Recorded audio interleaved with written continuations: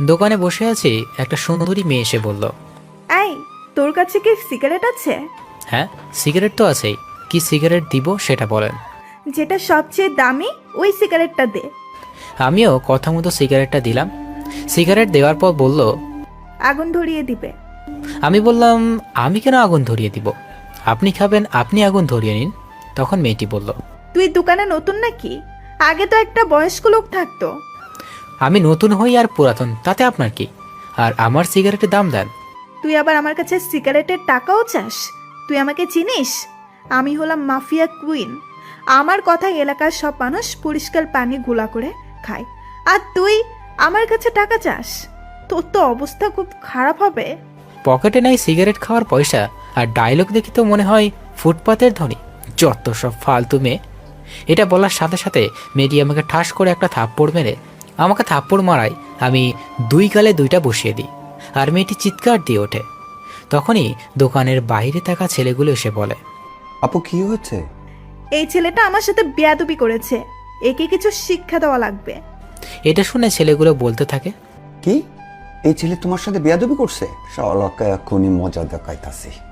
এটা বলে যখনই ছেলেগুলো আমাকে ধরতে আসবে তখনই বাবা এসে বলল, কি হয়েছে? তোমার ছেলে আমার সাথে বেয়াদবি করেছে, আর এর জন্য আমি তোমার ছেলেকে শাস্তি দিব। ও এখানে থাকে না, 2 দিন এসেছে, আপনাকে হয়তো চিনে না। আর ভুল করলে আমি ওর হয়ে ক্ষমা চাচ্ছি, তা ওকে ছেড়ে দিন। ঠিক আছে, তুই ভালো মানুষ বলে তোকে ছেড়ে দিলাম। পরের বার সাবধান করে দিস, তা না হলে পরের বার কিন্তু অনেক পস্তাবে। ঠিক আছে মা, বলে দিব আমি। বাবা, তুমি ওর সাথে ওভাবে কথা বলছো কেন? আর সিগারেটের টাকাটা দিয়ে যেতে বলো। টাকা আমার কাছে পাই, আমি দিবানি। এত কথা বলো কেন তুমি? আমি কথা বলছি তো, তাই না? মা, তুমি চলে যাও, আমার ছেলের কথা কিছু মনে করো না, ওর একটু রাগ বেশি তো। পরে মেয়েটি ওর তার ছেলে পেলে সবাই চলে গেল। তখন বাবা বলল, তুই কি মেয়েটাকে চিনিস বাবা? মেয়েটিকে চিনি আমি কি করব? আর মেয়েটিকে? মেয়েটির নাম হলো সাইফাতুল আয়াত, অনেক জেদি এবং বদমেজাজি মেয়ে। তুমি তো মনে হয় শুনেছ শুভ মাস্তান এর কথা। ওই হলো শুভ মাস্তান এর হবু বউ। সেই জন্য কোনো ছেলে পেলে তার সাথে লাগতে আসে না, সবাই ভয় পায়। আব্বুর মুখে শুভ মাস্তানের নাম শুনে মনে মনে ভাবতে থাকলাম, মাস্তান হলাম আমি, আর আমি জানি না আমার হবু বউ। ও আচ্ছা, আমি বাবাকে জিজ্ঞেস করলাম, বাবা, শুভ মাস্তান থাকে কোথায়? তুই যেখানে থেকে লেখাপড়া করিস কুড়িগ্রামেই থাকে। তুই চিনিস না নাকি? অনেক খারাপ লোক, বুঝছিস? তবে শুনছি গরিবের কখনো কষ্ট দেয় না, বরং সাহায্য করে। শুধু ধনী আর অবৈধ ব্যবসা যারা করে তাদেরকে খুন করে। আমি চিনব কি করে বলো? আমি অনেক ভদ্র, আর খুন খারাপই দেখে ভয় পাই। তুমি তো এটা জানো, তাই না? ওইসবের মধ্যেও না যাওয়াই ভালো। দোকানদারি ভালো করে কর, কারোর সাথে খারাপ ব্যবহার করিস না। 2 দিন এর ভিতরে শরীর ঠিক হয়ে যাবে, তখন আমি বসতে পারবো। দোকানদারি করা বন্ধ করে দিলেই তো আর হয় না। তোমার আম্মুর ছোট বোন খরচ তো আমি চালাতে পারবো, আর আমি তো টাকাও পাঠাই। বাবারে, অনেক আগের থেকে ব্যবসা করি। দোকানে বসে মানুষের সাথে কথা না বললে ভালো লাগে না। তুই অনেক টাকা পাঠাইলেও যতদিন শরীর চলবে ততদিন দোকানেই বসে থাকবো। হয়েছে হয়েছে, আর বলতে হবে না। তুমি দোকানে বসো, আমি খাবার খেয়ে আসি। খাবার খেতে বাড়িতে চলে আসি, আর এসে মাকে খাবার দিতে বললাম। খাবার টেবিলে বসে আছি, তখন ছোট বোন ফারিয়া পেছন থেকে এসে বলল, ভাইয়া, আমার চকলেট কোথায়? তুই কি এখনো ছোট আছিস নাকি রে? তুই এখন 10ম শ্রেণীতে পড়স, এখনো চকলেট চাস? তুমি আনছো কিনা বলো। আর আমি এখনো বড় হই নাই, তাড়াতাড়ি চকলেট দাও। চকলেট না দিলে আমি কান্না করব। ফারিয়ার সাথে ওইরকম না করে চকলেট দিয়ে দিলেই পারিস। চকলেট ছাড়া তো আসিস না। চকলেট দিয়ে খাওয়া শুরু কর। চকলেট দিয়ে খেতে বসলাম। খাবার খাওয়া শেষ করে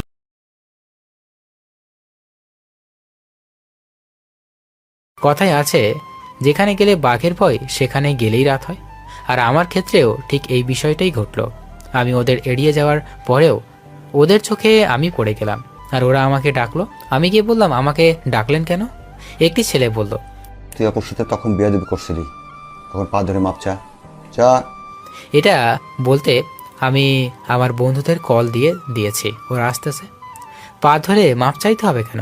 এটা বলার সাথে সাথেই একটা ছেলে গালে থাপ্পড় বসিয়ে বলল, এত মুখে মুখে কথা বলস কেন? হুম হুম, যা বলছি তাই কর। আরে ওকে মারিস না, ছেলেটা দেখোস না কত ভদ্র, ওকে ভালো করে বুঝিয়ে বল, তাই হবে। আমি তখন মনে মনে বলতে থাকলাম, আসলে নিজের এলাকাতেই আছি, সেই জন্য তোদেরকে ছেড়ে দিচ্ছি, তা না হলে তো তোদের একটাকেও তো ছাড়তাম না। তখন একটা ছেলে বলল, দাঁড়িয়ে দাঁড়িয়ে কি ভাবিস, যা আদরে মাপ চা। তখন সাইফাতুল পায়ের কাপড় তুলে বসলো, আর আমি স্লোলি স্লোলি হেঁটে যাওয়ার ধরছি। তখনই আমার বন্ধুরা চলে আসলো, আর ওদের দেখে সাইফাতুল ও তার ছেলে পেলে একটু সোজা হয়ে দাঁড়ালো। আমার বন্ধুদের মধ্যে রিফাতকে দেখে বলল। ভাইয়া আপনারা সবাই এখানে কেন? রিফাত কিছু না বলে আমাকে এসে বলল, আসতে একটু লেট হয়ে গেল, মন খারাপ করিস না। আর তুই এখানে দাঁড়িয়ে আছিস কেন? এরা আমাদের দাঁড় করিয়ে রাখছে কার কাছে থেকে মাপ চাইতে হবে বলে। কে বলেছে মাপ চাইতে হবে? তার পাটা বের কর, আমি মাপ চাইতে পাঠাইতেছি। আমরা তো জানতাম না যে উনি আপনাদের বন্ধু, তাই আর কি একটু র্যাগিং করতেছিলাম। তাই বলো? আরে ছাড় তো, এগুলো সবাই বাচ্চা মানুষ, এই বয়সে এরকম করাটা ব্যাপার না, চল। আচ্ছা তুমি বললে বলে আমি ছেড়ে দিলাম, কিছু বললাম না। এরপর যেন এরকম না শুনি, বুঝতে পারলে? এটা বলে ওদের সাথে চলে গেলাম। মাঠে গিয়ে রিফাতের সাথে আলাপে বসলাম, ওই ট্যাবলেটের ব্যবসার খবর কি, ওর বিরুদ্ধে প্রমাণ বের কর। চেষ্টায় আছি। আমাকে শুধু রিফাতই দেখছে, তারা কেউই দেখে নাই। সবসময় মাস্ক পরে থাকি। আমাদের বাড়িটা হলো কুড়িগ্রামের থেকে অনেকটা গ্রামের সাইডে। কুড়িগ্রামের চারপাশে আমার লোক আছে, এদের ভিতরে আবার একজন করে বড় ভাই আছে। আমাদের এলাকায় রিফাতকে রাখছি, ও ছোট সময়ের বন্ধু। মাগরিবের আজান পর্যন্ত গল্পগুজব করলাম, আর আবার দোকানে গেলাম, আর আব্বুর বাসায় চলে গেল। একটা লোক আসলো, ডিসকভার 150 সিসি গাড়ি নিয়ে এসে বলল, সিগারেট দে। আমি সিগারেট দিলাম, আর লোকটি আবার দোকানে বয়ামের উপর রাখা একটি চাবি রাখলো। চাবিটা রেখে আমাদের দোকানের সামনে বসার জন্য যে বেঞ্চ রাখা হয়েছে ওখানে গিয়ে বসলো। আর বসার পরেই আর একটা লোক এসে ওই লোকটির সাথে বলল। যে লোকটি আসলো ওই লোকটির গাড়িও একেবারে সেম গাড়ি। আমি লক্ষ্য করে দেখলাম পরের লোকটি একটি চাবি দিল আগের লোকটিকে, আর চাবিটি নিয়ে ওই লোকটি, যে লোকটি পরে আসলো, তার গাড়ি নিয়ে চলে গেল। ওই লোকটি চলে যাওয়ার পর পরের লোকটি আমার দোকানে একটা সিগারেট নিল, আর আমার বয়ামের উপর রাখা চাবিটা নিয়ে চলে গেল। আমি এইসব কাণ্ড কারখানা দেখে পুরাই অবাক। আমি দুইজনের কর্মকাণ্ড দেখে বুঝতে পারলাম এরা অবশ্যই 2 নম্বরই কাজ করে। এদের খোঁজ বের করতেই হবে, যেহেতু এরা এই দোকানে এমন ব্যবহার করলো। এর আগে এখানে অনেকবার এসেছে, এরা যেহেতু অনেকবার এসেছে তাই পরে আবার আসবে, তখন এদের খবর বের করব। আমার দোকানের সামনে বসে অনেকে অনেক রকম আলোচনা করছে। এর মধ্যেই একটা মুরব্বি টাইপ লোক এসে বলল, আমি অনেক টেনশনে আছি।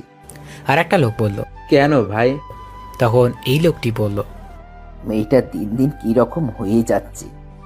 আগে কত সুন্দর ছিল, আর এখন দেখলে মনে হয় নেশাখোর। আর এখন বাড়ি থেকে প্রচুর টাকা নেয়। এইসব আর অনেক কিছুই বলতেছে। রাত 12টার মাঝে দোকান বন্ধ করব, একটা চাপ বন্ধ করছি। তখন সাইফাতুল আর 2 জন ছেলে আসলো, এসে বলল, এই এই 3টে বেনসন দে। মুখ দিয়ে মদের গন্ধ বেরোচ্ছে। আমি দিয়ে দিলাম। বেনসনটা নিচে ছেলেগুলো চলে গেল, আর সাইফাতুল শুধু আছে, নেশার মাঝে বলতেছে। ওকে ধরে নিয়ে ওর কথা মতো চলতে থাকলাম। ও একটা অনেক বড় বাড়ির সামনে দাঁড় করালো আর বলল, এই নে চাবি, আর গেটটা খোল। আমি তো বাড়ি দেখেই অবাক, এত বড় বাড়িতে থাকে। বাড়ির গেট খুললাম, খুলে ওকে নিয়ে বাড়ির ভিতরে গেলাম। তখনই দেখি মা কল দিছে, তাই ধরিয়ে কল ধরে বললাম, মা আমি ঠিক আছে, আর আমি বাড়ির কাছাকাছি এসে পড়ছি। এটা বলে কল কেটে দিলাম। আম্মুর সাথে কথা না বললে আম্মু টেনশন থাকবে। বাড়িটা 2 তলা। আমি ভাবলাম বাড়িটা এত বড়, তাহলে মনে হয় বাড়ির ভিতরে অনেক মানুষ থাকবে। কিন্তু আমি যখন ভিতরে প্রবেশ করলাম তখন মনে হলো বাড়িতে কেউ নেই। আমি জিজ্ঞেস করলাম, তোমার বাড়িতে কেউ নেই? আমি একাই থাকি, আর তুই আমাকে প্রশ্ন করছিস কেন?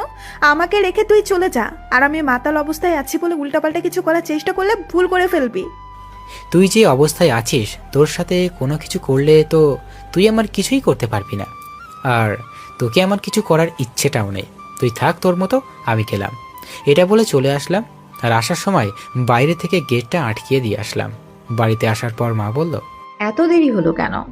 আমি তখন মাকে বললাম, এমনই দোকানে মানুষ বসেছিল তাই দেরি হইল, খেতেও দাও, ক্ষুধা লাগছে। আম্মু খাইতে দিল। খাবার শেষ করে ঘুমালাম। ঘুম থেকে উঠে ফজরের নামাজ পড়লাম, পরে দোকানে রওনা দিলাম। শীতের দিন, কুয়াশা কুয়াশা রাস্তা। শীত পড়েনি, পড়বে পড়বে ভাব। আবহাওয়াটা অনেক সুন্দর লাগছে। দোকানে গিয়ে রিফাতকে কল দিয়ে আসতে বললাম। রিফাত আসলো। আমি ওকে চা বানিয়ে দিলাম আর বাইকের ঘটনাটা বললাম। রিফাত বলল, ঠিক আছে, আমি দেখতেছি খোঁজ নিয়ে। সেদিনের মতো রিফাত চলে গেল। আমি দোকানদারি করতে লাগলাম। 2 দিন কেটে গেল। এই 2 দিন সাইফাতুল্লের দেখা পাইনি। 3 দিন 3 রাতে ওই সেদিনের লোকগুলো আবার আসলো। আমি ওই লোকটিকে দেখার পর আমি রিফাতকে কল দিয়ে বলে দিই ওদেরকে ফলো করতে। রিফাত ওদের পেছনে লোক লাগিয়ে দেয়। একই প্রক্রিয়া অবলম্বন করে বাইক এক্সচেঞ্জ করে চলে যায়। আর আমি সেদিনের মতো চলে আসি। আব্বুর শরীরটা সুস্থ, তাই সকালে আব্বু দোকানে যাবে, তাই আমি লম্বা একটা ঘুম দিই। সকালে ঘুম থেকে উঠে আমি আর ফারিয়া খাইতে বসছি। তখন ফারিয়া বলল, ভাইয়া, আমাকে স্কুলে দিয়ে আসবি একটু? তুই কি পিচ্ছি নাকি রে, তোকে স্কুলে দিয়ে আসতে হবে? কিছু বখাটে ছেলে আমাকে ডিস্টার্ব করে, বাজে কথা বলে। ফারিয়ার কথা শুনে রাগ উঠে যায়, কিন্তু রাগ কন্ট্রোল করে বলি, ঠিক আছে, আমি যাব তোর সাথে। পরে খাবার খেয়ে ফারিয়ার সাথে যাই, আর ওরা আমার সামনেই খারাপ মন্তব্য করতে থাকে। আমি ফারিয়াকে বলি, তুমি যাও, আমি কথা বলছি। আমি গিয়ে ওদেরকে বললাম, দেখো, তোমরা আমার বয়সে ছোট হবে, আমি তোমাদের বড় ভাই হিসাবে কথা বলি। তোমরা মেয়েদের উত্ত্যক্ত করা ছেড়ে দাও, এসব করা ভালো না। ওদের মধ্য থেকে একটি ছেলে বলে উঠল, তুই জ্ঞান দেওয়ার কে রে? ভালোভাবে বলছি, শুধরে যাও, তা না হলে অনেক পস্তাবে। এটা বলার সাথে সাথে একটা ছেলে এসে আমার শার্টের কলার ধরে বলল, তুই পস্তাবি রে। তুই আমাদেরকে চিনিস? আমার এলাকার সবচেয়ে বড় গ্যাংয়ের সদস্য। আমাদের বসের নাম শুনলে অনেকের প্যান্টে হিসু করে দেয়। তোদের বসের নাম কি রে? একটি ছেলে বলল, আমাদের বসের নাম সোহেল, এলাকার সবার বড় ভাই। তুই পাঙ্গা নিস না আমাদের সাথে। এর মাঝেই একটা ছেলে বলে উঠল, কে রে? মেয়েটা কে ছিল তোর? তোর রক্ষিতা না গার্লফ্রেন্ড? এই কথা শুনে আমার রাগটা আর প্রচুর পরিমাণে উঠে যায়। তাও আমি কন্ট্রোল করে বলি, ও আমার বোন হয়, কথা ভালো করে বল। তখন আর একটা ছেলে বলে উঠল, ওই, ওকে সম্মান দিয়ে কথা বল, ও আমাদের সবার হবু সম্বন্ধে। এটা বলে সবাই জোরে জোরে হেসে দিই। আমি ওখান থেকে সরে আসি আর দূরে এসে ওদের ফটো তুলে রিফাতকে বলি গোডাউনে নিয়ে যেতে, আর সবাইকে বলে দেখ সুফো ভাই আসতেছে। এটা বলার পর আমি বাড়িতে চলে গেলাম। আমি ওদের কথা না শুনে বেত দিয়ে মারতে শুরু করি। ওটা আমার একান্ত লাঠি। এর একপাশে সুই দ্বারা সম্পূর্ণ লাগানো। লাঠিটি হলো 2.5 হাত, এর মধ্যে 2 হাত সুই বা আলপিন দ্বারা আবদ্ধ। এ একপাশে সমান করা অংশ দিয়ে সোহেলদের পিটাচ্ছি। আপনারা ভাবছেন সোহেলদের পিটাচ্ছি কেন? আরে আগে বড় গোড়া নরম করছি। গোড়া নরম করলে আলগা একই জোরে যাবে। সোহেল বলছে, ভাই, আমরা তো কিছু করি নাই, তাহলে মারছেন কেন? আর আমাদের মুখ কালো কাপড় দিয়ে ঢাকা কেন? কিছুক্ষণ পর বুঝতে পারবি। ওদের মারতে মারতে রিফাতও হাজির। রিফাত যাদের নিয়ে এসেছে তাদের অবস্থা আগের থেকেই কাহিল। ওরা আমাকে চিনে না।